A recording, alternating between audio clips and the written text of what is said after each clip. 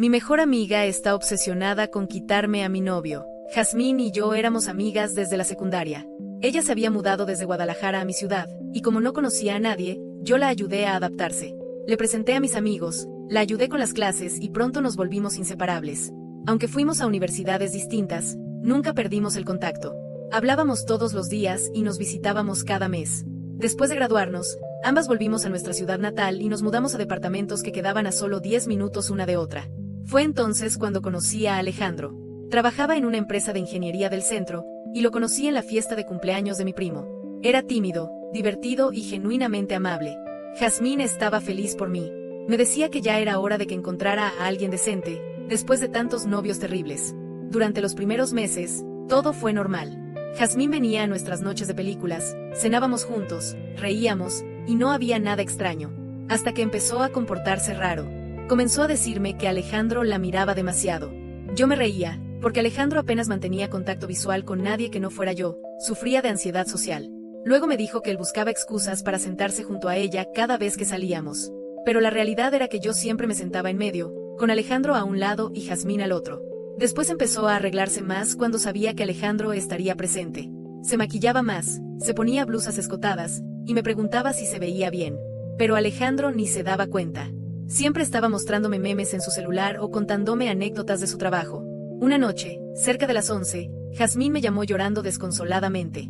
No podía entender lo que decía, balbuceaba entre sollozos, repitiendo que lo sentía, que no había querido que pasara. Pensé que había muerto a alguien.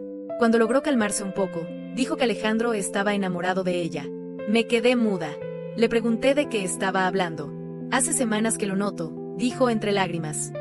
No sé cómo decírtelo. No quería lastimarte. Le pedí que me explicara, y sus pruebas eran absurdas. Dijo que él siempre se reía de sus chistes.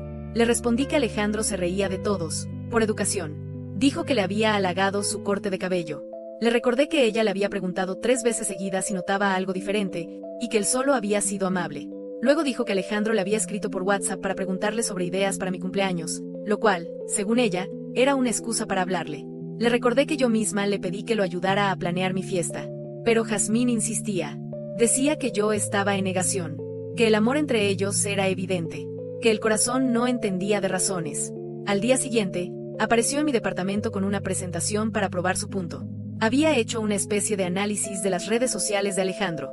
Me mostró que él había dado me gusta a 5 de sus fotos durante todo el año. 5. Entre más de 200 publicaciones.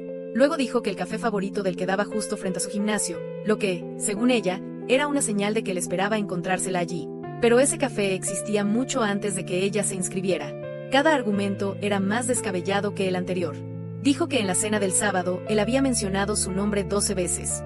Le respondí que habíamos estado hablando de su nuevo trabajo, y por eso su nombre salía en la conversación. Pero ella lloraba, convencida de que estaba viviendo un triángulo amoroso imposible. Le pregunté si Alejandro le había dicho algo directamente, si alguna vez le había insinuado algo. Ella respondió, no necesita decirlo. Sus acciones hablan por sí solas. En ese momento, saqué mi celular y llamé a Alejandro, poniendo el altavoz. Amor, ¿qué piensas de Jazmín? Le pregunté sin rodeos. Él se quedó en silencio unos segundos, confundido. Pues, parece buena persona, aunque últimamente está un poco intensa. ¿Está bien? Jazmín le arrebató el teléfono de las manos y gritó. No finjas más, Alejandro. Ya sé lo nuestro. Él, sorprendido, solo dijo. ¿Lo nuestro? Jazmín, ¿estás ebria o qué? Ella empezó a gritar que le estábamos gaslighteando, que él no tenía por qué esconder sus sentimientos. Alejandro, claramente incómodo, solo respondió. Tu amiga necesita ayuda profesional. Y colgó. Jazmín se quedó mirándome con los ojos enrojecidos y dijo. ¿Ves? Su negación lo delata. Está enamorado de mí. Sentí que me ardía la cara de la impotencia. Intenté hablar con ella, pero no había forma. Estaba convencida de su fantasía. 2 días después, me enteré de algo peor. Jazmín le había enviado un mensaje a Alejandro diciéndole que yo le daba permiso para que exploraran sus sentimientos. Le pedía que se vieran a solas para hablar de lo suyo. Alejandro, asustado, me reenviaba todo. Me preguntó si Jazmín estaba bien. Cuando la confronté, me dijo sin remordimiento. Solo lo estaba poniendo a prueba. Quería ver si te era fiel. Le respondí que lo que estaba haciendo era enfermizo. Pero ella se rió, diciendo que el amor no se mide con lógica. Que Alejandro solo necesitaba tiempo para admitir lo que sentía. Poco después, empezó a aparecerse en su trabajo durante la hora del almuerzo. La seguridad del edificio tuvo que sacarla 2 veces. Le dijo al guardia que era la novia de Alejandro, y que yo era una ex tóxica que no lo dejaba en paz. Ahí entendí que esto ya no era un drama entre amigas. Era acoso. Después del incidente en la oficina, la situación con Jazmín se volvió insostenible. Intentamos ignorarla, pensar que el tiempo la haría entrar en razón, pero no sabíamos que eso apenas era el principio. Primero empezó con pequeñas provocaciones. Subía historias en Instagram con frases como "el amor verdadero siempre encuentra la forma", o "algunas personas no entienden lo que hay entre 2 almas destinadas". A veces, incluso usaba canciones románticas que solía compartir conmigo, pero con títulos como "él me eligió a mí". Era como si quisiera provocar, como si necesitara que yo reaccionara. Y confieso que, al principio, me dio pena. Jazmín había sido mi mejor amiga durante años. La vi pasar por rupturas, por etapas difíciles, por momentos de soledad. Pero esta versión suya era otra persona, una que no reconocía. Las cosas se salieron completamente de control el día que fue a casa de los padres de Alejandro. La señora Laura me llamó alterada. Me contó que una muchacha había tocado la puerta diciendo que era la novia oficial de su hijo y que yo era una mentirosa obsesiva. Jazmín había llevado flores, una caja de chocolates y una sonrisa enorme, como si de verdad creyera que estaba ahí para conocer a sus suegros. Estuvo aquí casi 1 hora, me dijo la mamá de Alejandro. Le serví café porque pensé que estaba confundida, pero empezó a hablar de ti, a decir cosas horribles. Decía que lo controlabas, que le habías hecho brujería. Sentí que el estómago se me revolvía. Alejandro se enteró cuando regresó del trabajo. La encontró todavía ahí, sentada en la sala, hablando con su madre. Cuando la vio, se puso pálido. Jazmín, ¿qué haces aquí?, le preguntó con voz dura. Ella sonrió y dijo con total tranquilidad: vine a conocer a mi futura familia política. Él le pidió que se fuera, pero cuando intentó acompañarla a la puerta, Jazmín comenzó a gritar. Decía que él estaba bajo mi influencia, que yo lo manipulaba con energías negativas. Los vecinos salieron a mirar, y Alejandro tuvo que llamar a la policía para que la retiraran. Aquella noche, Alejandro no durmió. Tenía las manos temblorosas y los ojos perdidos. Esto ya no es una broma, me dijo. No sé si reír o tener miedo. Lo convencí de hacer una denuncia formal, aunque en el fondo me dolía tener que llegar a eso. Nunca imaginé que la persona con la que compartí tantas confidencias se convirtiera en una amenaza. La policía tomó nota del caso y nos dijeron que podrían emitir una orden de restricción si reuníamos pruebas suficientes. Así que empezamos a documentar todo. Capturas de pantalla, mensajes, publicaciones. Y créeme, eran demasiadas. Jazmín nos escribía desde números desconocidos a cualquier hora del día. Mensajes como "no puedes separarnos", "él piensa en mí cuando te toca", o "lo nuestro trasciende el tiempo y los cuerpos". Al principio los ignoraba, pero llegó un punto en que me daba miedo abrir el teléfono. Un día, mientras salía de mi trabajo, la vi esperándome junto a mi coche. Tenía una carpeta en las manos y una sonrisa nerviosa. Jazmín, por favor, ya basta, le dije intentando mantener la calma. Estás cruzando límites. Ella se acercó despacio, con la mirada fija en mí. No estoy aquí para discutir, respondió. Solo vine a darte esto. Me entregó la carpeta y se fue caminando tranquilamente. Dentro había recortes de fotos mías con Alejandro, tachadas con marcador rojo. Algunas tenían frases escritas a mano: ella lo domina, él no es libre, lo nuestro es real. Me quedé paralizada. Era como ver el retrato de una mente completamente perdida. Esa misma noche, Alejandro fue a la policía con todo el material. Presentó los mensajes, los videos, los testimonios. Yo me sentía rota, entre la tristeza y la rabia. La policía finalmente emitió una orden de restricción temporal y nos recomendaron cambiar nuestras rutinas. Así lo hicimos. Alejandro empezó a estacionarse en otro lugar, salía más tarde del trabajo, y yo empecé a pedir taxis distintos cada día. Vivir con miedo se volvió nuestra nueva normalidad.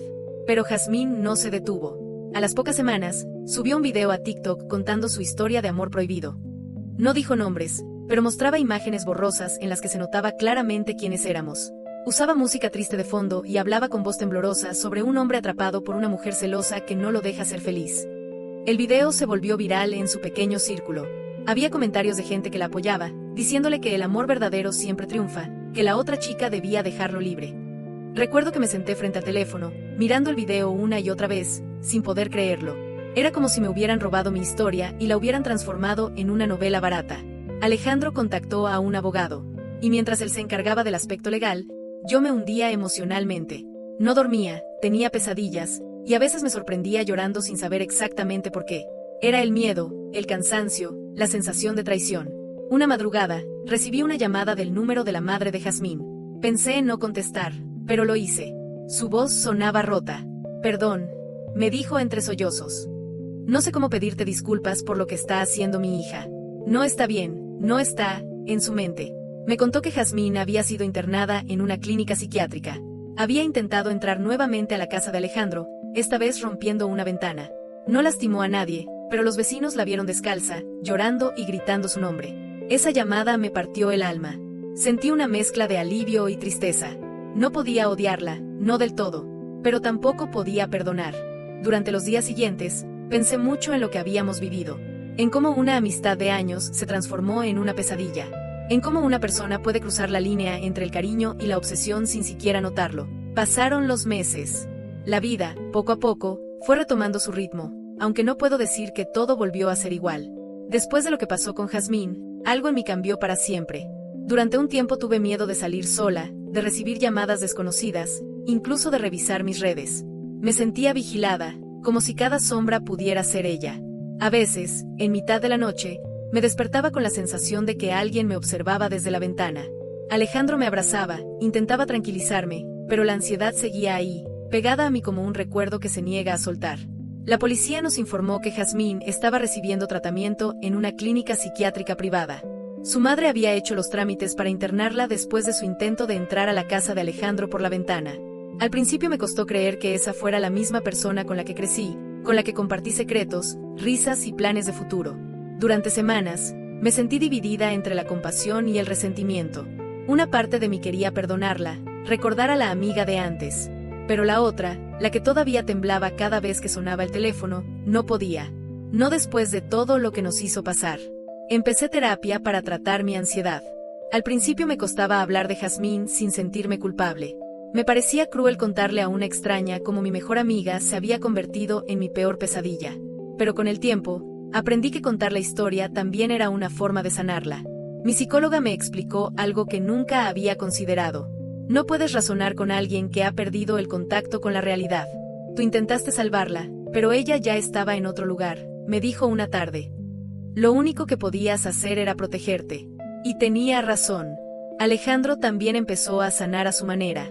Durante mucho tiempo cargó con la culpa, como si él fuera responsable del colapso de Jazmín. Pero con el tiempo, entendió que no fue culpa suya. Que la mente humana a veces se rompe sin avisar, y que lo único que podemos hacer es cuidar los límites antes de que el amor o la amistad se conviertan en algo destructivo. Un día, mientras revisaba el correo, encontré un sobre sin remitente. Estaba dirigido a mí, con mi nombre completo y una caligrafía que reconocí de inmediato. Era la letra de Jazmín. Mis manos temblaron al abrirlo. Dentro había una carta escrita en papel de clínica, con su firma al final.